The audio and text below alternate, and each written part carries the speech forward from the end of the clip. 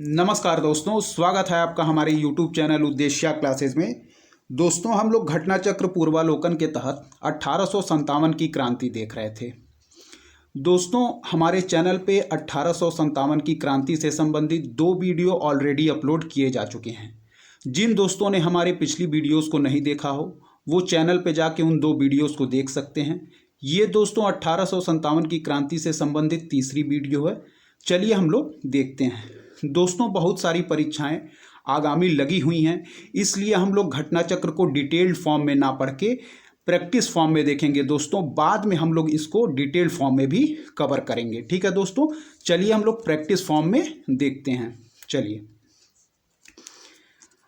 दोस्तों, क्या कह रहा है, जो हमारा 56वां नंबर प्रश्न है वह कह रहा है कि 1857 के विद्रोह से बिहार का कौन सा भाग अप्रभावित रहा। ठीक है, चलिए पहला पॉइंट क्या है, दानापुर, दूसरा है पटना, तीसरा है आरा, चौथा है मुजफ्फरपुर, पांचवा है मुंगेर।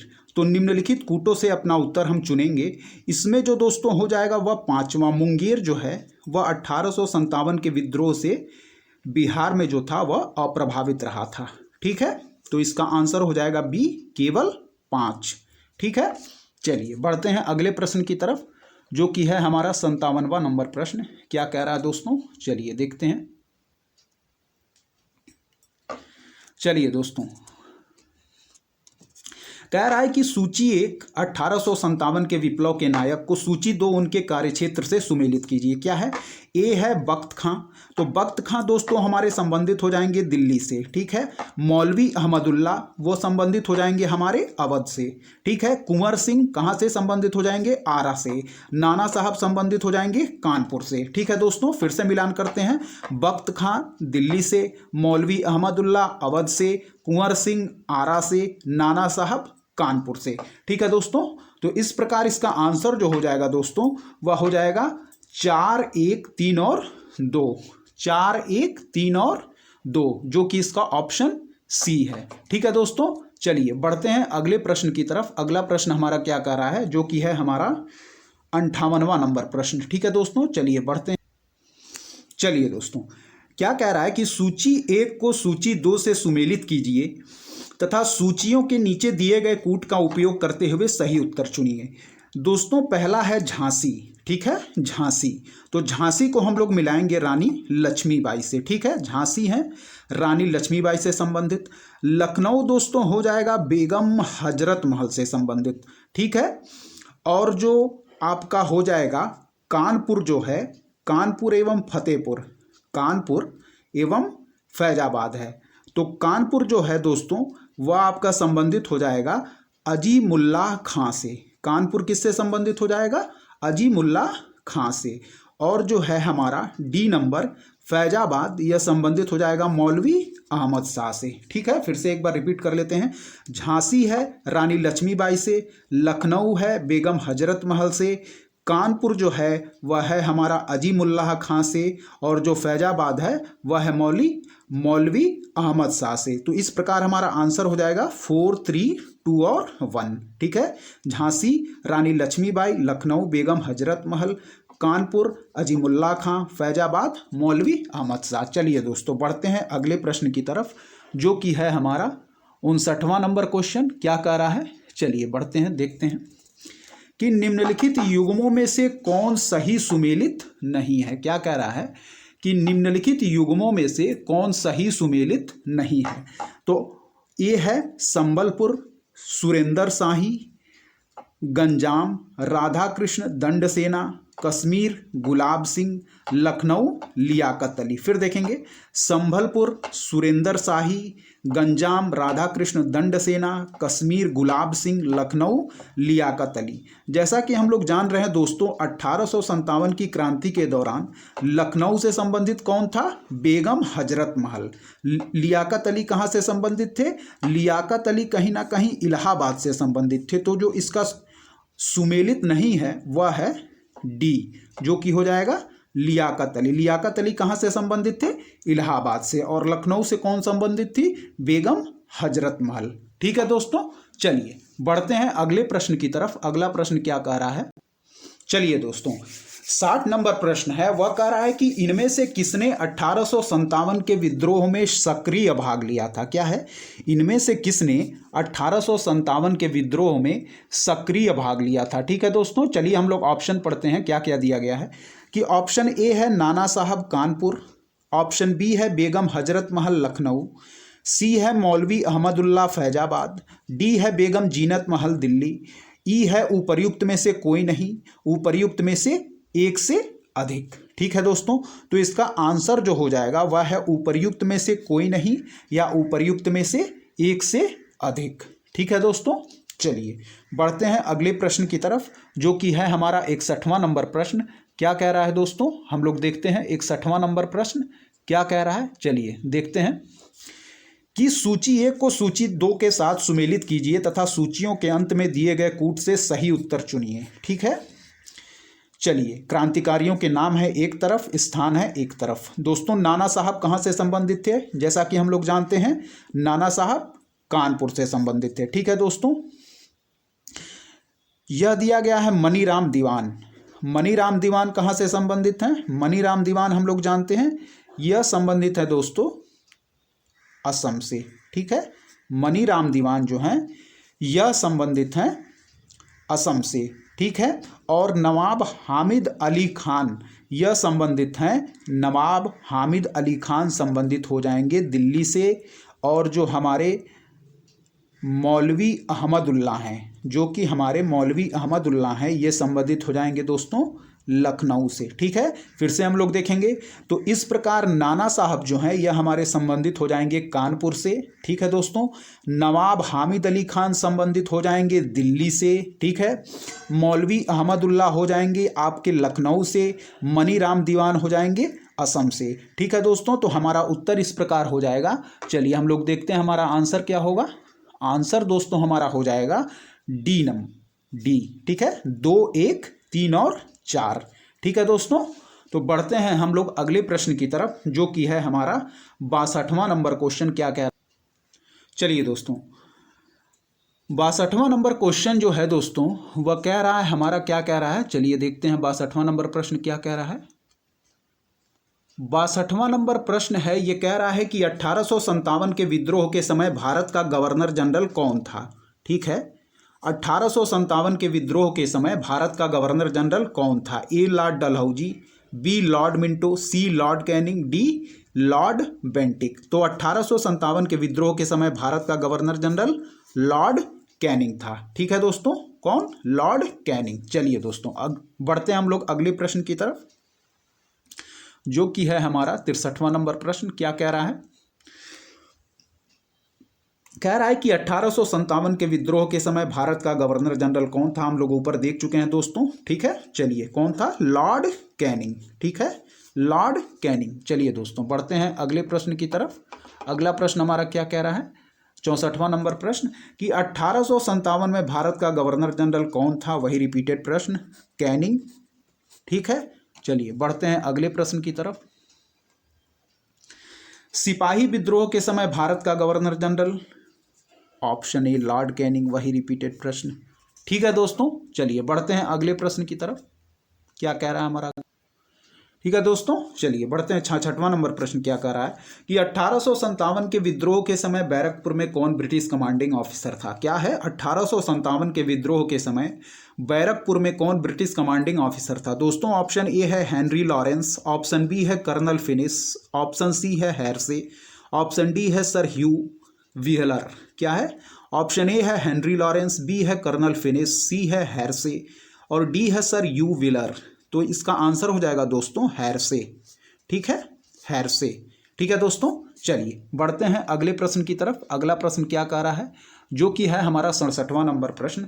1857 में किसने इलाहाबाद को आपातकालीन मुख्यालय बनाया था। ठीक है दोस्तों, 1857 में किसने इलाहाबाद को आपातकालीन मुख्यालय बनाया था। तो ऑप्शन क्या है, लॉर्ड कैनिंग, ऑप्शन बी है लॉर्ड कॉर्नवालिस, ऑप्शन सी है लॉर्ड वेलेजली, ऑप्शन डी है लॉर्ड विलियम बेंटिक। तो क्या आंसर हो जाएगा दोस्तों, लॉर्ड कैनिंग ने 1857 के विद्रोह के समय इलाहाबाद को आपातकालीन राजधानी बनाया था दोस्तों। ठीक है, चलिए बढ़ते हैं अगले प्रश्न की तरफ। 68वां नंबर प्रश्न दोस्तों क्या कह रहा है कि 1857 के विद्रोह के समय ब्रिटिश प्रधानमंत्री कौन था? 1857 के विद्रोह के समय ब्रिटिश प्रधानमंत्री कौन था? ऑप्शन ए है दोस्तों चर्चिल, बी है पामस्टन, सी है एटली, डी है ग्लैडस्टोन। ठीक है, तो जो इसका आंसर हो जाएगा दोस्तों वह है पामस्टन। क्या है? पामस्टन। तो 1857 के विद्रोह के समय ब्रिटिश प्रधानमंत्री कौन था दोस्तों? पामस्टन।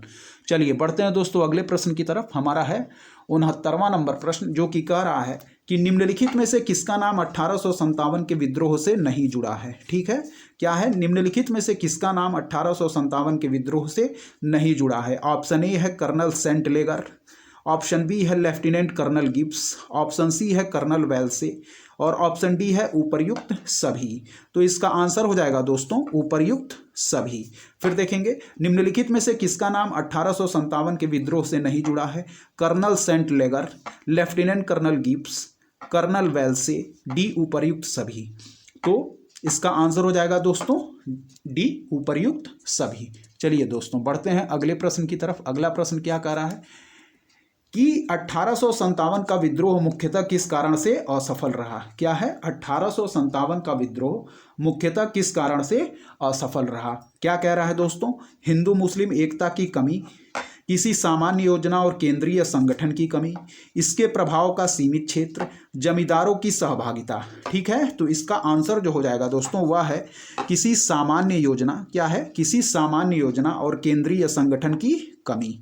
किसी सामान्य योजना और केंद्रीय संगठन की कमी।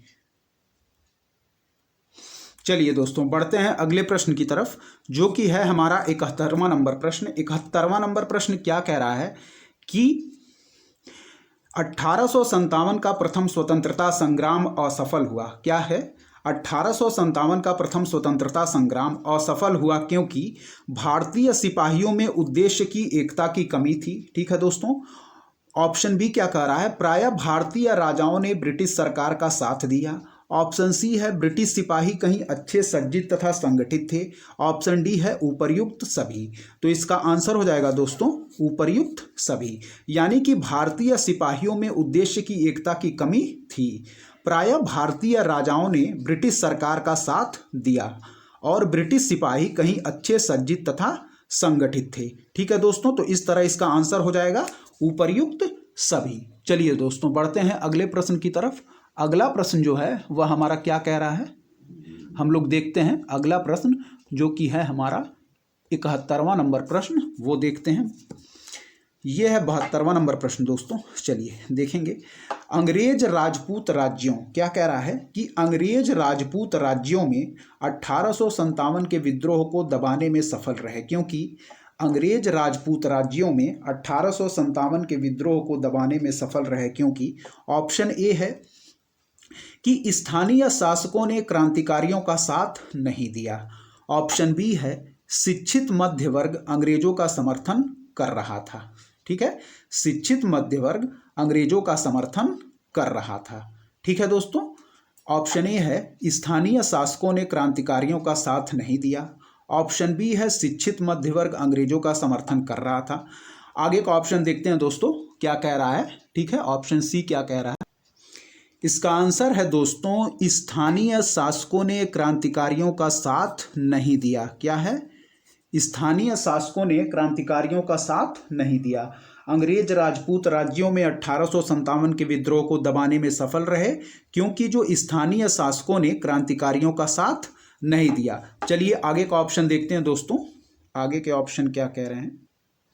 आगे के ऑप्शन है दोस्तों सी नंबर, छावनियों के सैनिक राजपुताना से बाहर के क्रांतिकारियों का नेतृत्व स्वीकारने को तैयार नहीं थे। और ऑप्शन डी है समाचार पत्र क्रांतिकारियों के सही उद्देश्यों को नहीं दर्शा पाए। ठीक है दोस्तों, तो इसका आंसर हो जाएगा ए। ठीक है, चलिए बढ़ते हैं अगले प्रश्न की तरफ, जो कि है हमारा 73वां नंबर प्रश्न। क्या कह रहा है हमारा 73वां नंबर प्रश्न? देखेंगे कि निम्नलिखित में से किन ब्रिटिश अधिकारियों ने लखनऊ में अपना जीवन खोया था? क्या है? निम्नलिखित में से किन ब्रिटिश अधिकारियों ने लखनऊ में अपना जीवन खोया था? तो पहला है दोस्तों जनरल जॉन निकल्सन। ठीक है, पहला है जनरल जॉन निकल्सन। दो है जनरल नील। तीसरा है दोस्तों मेजर जनरल हैवलॉक और चौथा है सर हेनरी लॉरेंस। ठीक है, क्या है? पहला है जनरल जॉन निकल्सन, दूसरा है जनरल नील, तीसरा है मेजर जनरल हैवलॉक, चौथा है सर हेनरी लॉरेंस। तो इसका आंसर क्या दिया गया है दोस्तों? 2, 3 और 4, यानी कि जनरल नील, मेजर जनरल हैवलॉक और सर हेनरी लॉरेंस। जो नहीं होगा दोस्तों वह है जनरल जॉन निकल्सन, यानी कि इसका आंसर हो जाएगा 2, 3 और 4। ठीक है, ऑप्शन नंबर सी, यानी कि जनरल नील, मेजर जनरल हैवलॉक और सर हेनरी लॉरेंस ने लखनऊ में अपना जीवन खोया था। ठीक है दोस्तों, चलिए बढ़ते हैं अगले प्रश्न की तरफ। अगला प्रश्न क्या कह रहा है हमारा, जो कि 74वां नंबर प्रश्न कथन और कारण का है। कथन कह रहा है दोस्तों कि 1857 में प्रथम स्वतंत्रता संग्राम ब्रिटिश सरकार से स्वतंत्रता प्राप्त करने में असफल रहा। कारण क्या है? कि बहादुर शाह जफर के नेतृत्व को जन सहयोग नहीं मिला था और अधिकांश महत्वपूर्ण रियासतों के शासक उनका साथ देने में कतरा गए। फिर से देखेंगे कथन क्या है। 1857 में प्रथम स्वतंत्रता संग्राम ब्रिटिश सरकार से स्वतंत्रता प्राप्त करने में असफल रहा। कारण क्या कह रहा है? कि बहादुर शाह जफर के नेतृत्व को जन सहयोग नहीं मिला था और अधिकांश महत्वपूर्ण रियासतों के शासक उनका साथ देने में कतरा गए। तो इसका आंसर दिया गया है दोस्तों क, यानी कि कथन और कारण दोनों सत्य है और कारण कथन का सही स्पष्टीकरण है। ठीक है दोस्तों, इसका आंसर हो जाएगा ए। चलिए बढ़ते हैं दोस्तों, जो कि हमारा अगला प्रश्न है 75वां नंबर प्रश्न क्या कह रहा है। चलिए दोस्तों, निम्नलिखित में से किसने 1857 के विद्रोह को एक षड्यंत्र की संज्ञा दी? ठीक है दोस्तों, ऑप्शन पढ़ते हैं। सर जेम्स आउटरम एवं W Taylor, B V A Smith, C Sir John Lawrence, D T R Holmes. ठीक है दोस्तों, तो इसका जो आंसर है दोस्तों वह हो जाएगा सर जेम्स आउटरम एवं डब्ल्यू टेलर। क्या है? सर जेम्स आउटरम एवं डब्ल्यू टेलर। निम्नलिखित में से किसने 1857 के विद्रोह को एक षड्यंत्र की संज्ञा दी? सर जेम्स आउटरम एवं डब्ल्यू टेलर ने। ठीक है दोस्तों, चलिए बढ़ते हैं अगले प्रश्न की तरफ, जो कि है हमारा 76वां नंबर प्रश्न। क्या कह रहा है कि आधुनिक इतिहासकार जिसने 1857 के विद्रोह को स्वतंत्रता की पहली लड़ाई कहा था। क्या है? आधुनिक इतिहासकार जिसने 1857 के विद्रोह को स्वतंत्रता की पहली लड़ाई कहा था। क्या है दोस्तों? ऑप्शन ए है डॉक्टर आरसी मजूमदार, बी है डॉक्टर एसएन सेन, सी है वीडी सावरकर, डी है अशोक मेहता। इसका आंसर हो जाएगा दोस्तों वीडी सावरकर। क्या है? वीडी सावरकर। आधुनिक इतिहासकार जिसने 1857 के विद्रोह को स्वतंत्रता की पहली लड़ाई कहा वह थे वीडी सावरकर। ठीक है दोस्तों, बढ़ते हैं अगले प्रश्न की तरफ, जो कि है हमारा 77वां नंबर प्रश्न। क्या कह रहा है कि 1857 के संग्राम को प्रथम स्वतंत्रता संग्राम का नाम किसने दिया? रिपीटेड क्वेश्चन दोस्तों, वीडी सावरकर। क्या है? इसका आंसर हो जाएगा वीडी सावरकर। अगला प्रश्न क्या कह रहा है दोस्तों, 78वां नंबर प्रश्न, कि 1857 के विद्रोह को किसके द्वारा प्रथम भारतीय स्वतंत्रता संग्राम के रूप में वर्णित किया गया? 1857 के विद्रोह को किसके द्वारा प्रथम भारतीय स्वतंत्रता संग्राम के रूप में वर्णित किया गया था? तो इसका आंसर हो जाएगा दोस्तों वीडी सावरकर। वीडी सावरकर। ठीक है दोस्तों, बढ़ते हैं अगले प्रश्न की तरफ। हमारा अगला प्रश्न क्या कह रहा है? चलिए दोस्तों, क्या कह रहा है कि भारतीय स्वाधीनता आंदोलन का सरकारी इतिहासकार था। क्या है? भारतीय स्वाधीनता आंदोलन का सरकारी इतिहासकार था। ऑप्शन ए है आरसी मजूमदार, ऑप्शन बी है ताराचंद, ऑप्शन सी है वीडी सावरकर, ऑप्शन डी है एसएन सेन। तो इसका आंसर हो जाएगा दोस्तों एसएन सेन। ठीक है, भारतीय स्वाधीनता आंदोलन का सरकारी इतिहासकार था एसएन सेन। भारतीय स्वाधीनता आंदोलन का सरकारी इतिहासकार था एसएन सेन। ठीक है दोस्तों, चलिए बढ़ते हैं अगले प्रश्न की तरफ, कि भारतीय भाषा में 1857 के विप्लव के कारणों पर लिखने वाला प्रथम भारतीय था। ठीक है, भारतीय भाषा में 1857 के विप्लव के कारणों पर लिखने वाला प्रथम भारतीय था सैयद अहमद खां, वीडी सावरकर, बंकिम चंद्र चटर्जी, उपर्युक्त में से कोई नहीं। इसका आंसर हो जाएगा दोस्तों सैयद अहमद खां। ठीक है, भारतीय भाषा में 1857 के विप्लव पर लिखने वाला प्रथम भारतीय कौन था? सैयद अहमद खां। चलिए दोस्तों, बढ़ते हैं अगले प्रश्न की तरफ।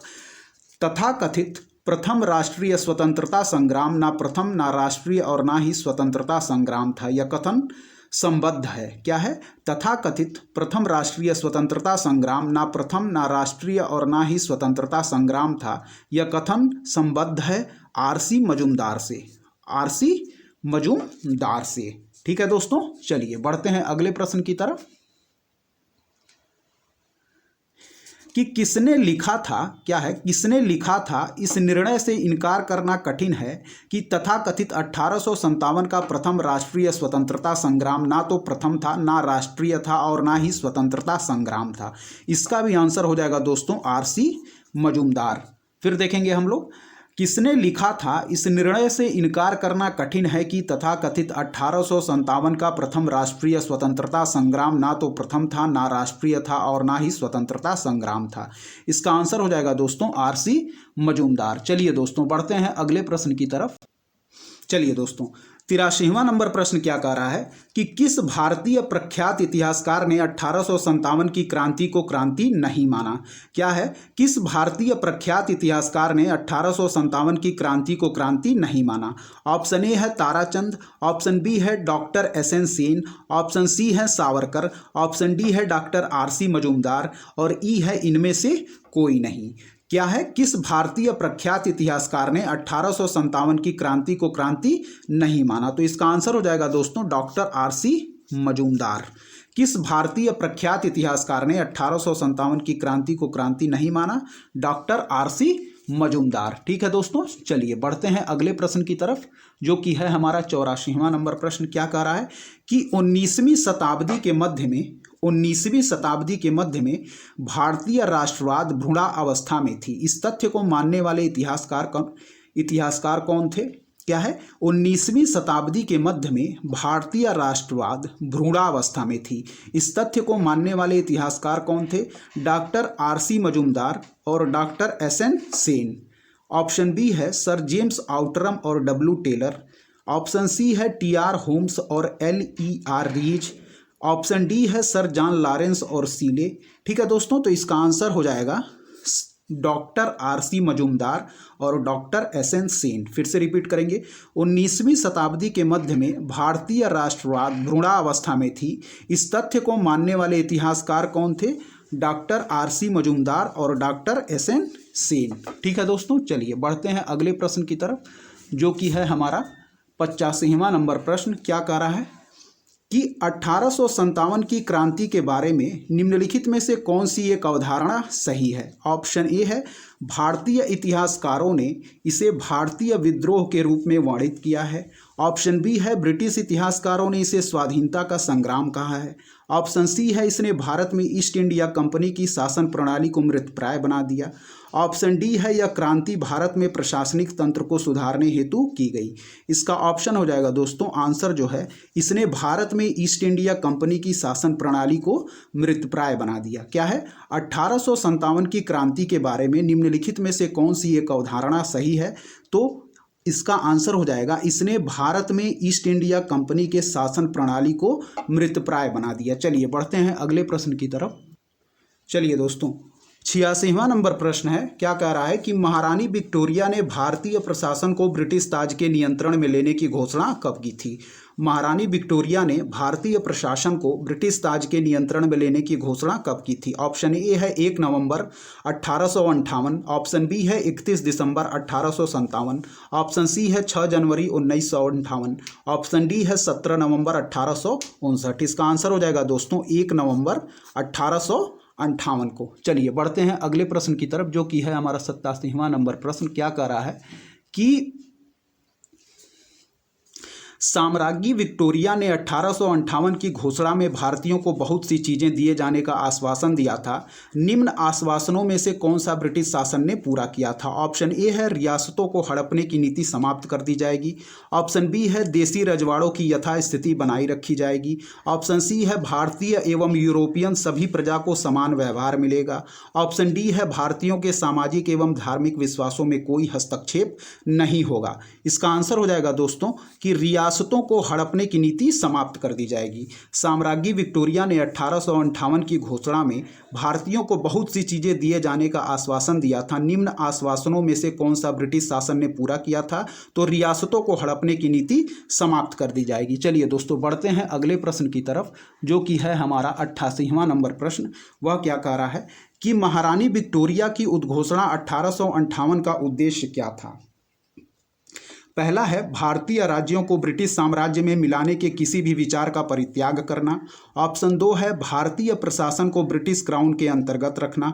ऑप्शन 3 है भारत के साथ ईस्ट इंडिया कंपनी के व्यापार का नियमन करना। तो इसका आंसर हो जाएगा दोस्तों केवल 1 और 2। क्या है? भारतीय राज्यों को ब्रिटिश साम्राज्य में मिलाने के किसी भी विचार का परित्याग करना, और 2 है भारतीय प्रशासन को ब्रिटिश क्राउन के अंतर्गत रखना। तो इसका आंसर हो जाएगा केवल 1 और 2। चलिए बढ़ते हैं दोस्तों